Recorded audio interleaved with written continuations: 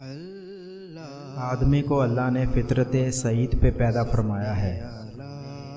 بچے کو دیکھ مرغوب سے مرغوب شے کھا کر جب سیر ہو جاتا ہے، کھیل کود میں لگ جاتا ہے، اور اگر کسی اپنے ہم جولی کو دے دیتا ہے باغ باغ ہو جاتا ہے۔ گدھ مردار خور ہے، وہ بھی سیر ہو کر درخت پہ جا بیٹھتی ہے۔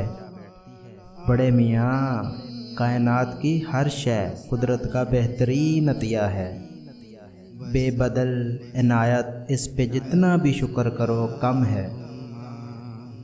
ہر نعمت کا تقاضا ہے کہ اس کا شکر ادا کیا جائے۔ قناعت میں سیری ہے، طلب کثرت میں حرص۔ حرص فطری نہیں، غیر فطری بھوک ہے جو کبھی ختم نہیں ہوتی۔ کوے کو دیکھ صبح تا شام پاک و ناپاک جگہ ٹھونگے مارتا رہتا ہے جو کبھی سیر نہیں ہوتا۔ ہر شے کی حد ہے، امارت حرص کی وہ حد ہے جس کی کوئی حد نہیں۔ انسانی امکان سے واری الورا، ایک خواہش کی تکمیل ہوئی اور دو اور جاگ اٹھی، 2 سے 4، 4 سے 8۔ حرص کا یہ سلسلہ لامتناہی ہے، کبھی ختم ہی نہیں ہوتا۔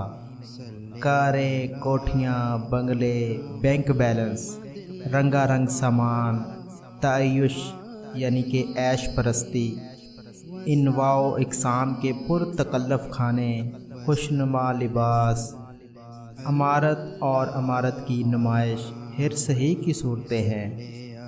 حرص اندھی ہوتی ہے، امارت کے حصول میں پاک و ناپاک یا خوب و ناخوب کو نہیں دیکھتی۔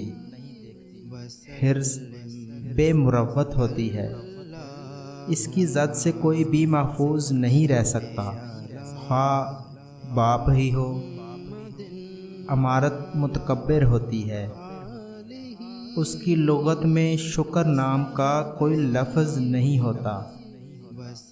کسی نعمت پہ شکر، کسی عنایت پہ احسان مندی اس کے مزاج کے خلاف ہے، لیکن غریب اللہ اللہ معمولی سی عنایت پہ جھک جھک جاتا ہے، شکر کی قطاریں باندھ دیتا ہے، اپنے رب ذوالجلال والاکرام کے حضور قصیدے گاتا نہیں تھکتا۔ غربت نے اسے قناعت بخشی اور قناعت نے کمال عجز یعنی عاجزی سے شکر کا نذرانہ پیش کیا۔ ماشاءاللہ، یا حیو یا قیوم۔